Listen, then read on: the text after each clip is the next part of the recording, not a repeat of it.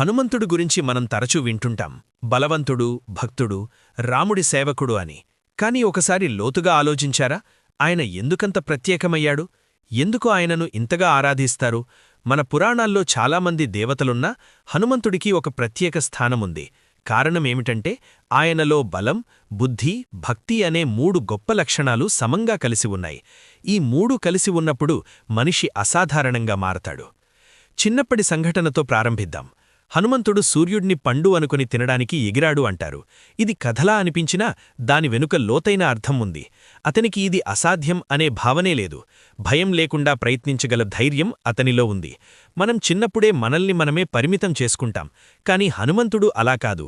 అందుకే అతను అసాధారణుడిగా నిలిచాడు. రామాయణంలో సముద్రం దాటే సందర్భం చాలా ముఖ్యమైనది.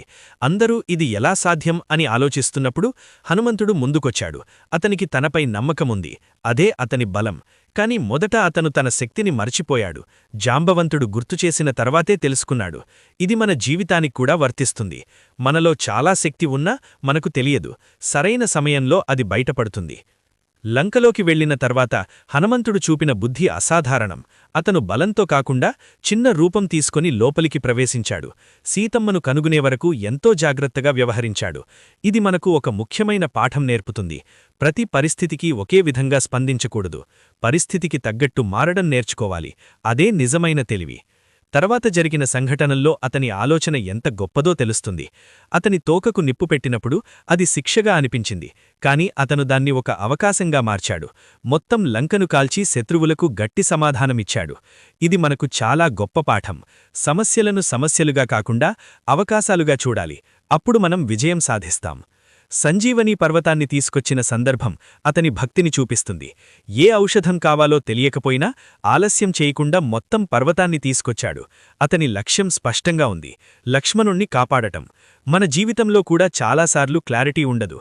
కాని ఆగిపోవడం కంటే చర్య తీసుకోవడం ముఖ్యం. అదే మనల్ని ముందుకు తీసుకెళ్తుంది. చివరగా హనుమంతుడి గొప్పతనం అతని వినయమే. అతను చేసిన గొప్ప పనులను ఎప్పుడూ గర్వంగా చెప్పుకోలేదు. అన్ని విజయాలను రాముడికి అర్పించాడు. మనం చిన్న విజయంతోనే అహంకారం పెంచుకుంటాం.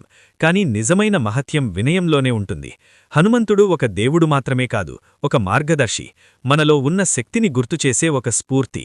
మనమూ ఆ మార్గంలో నడిస్తే మన జీవితాన్ని మార్చుకోవచ్చు.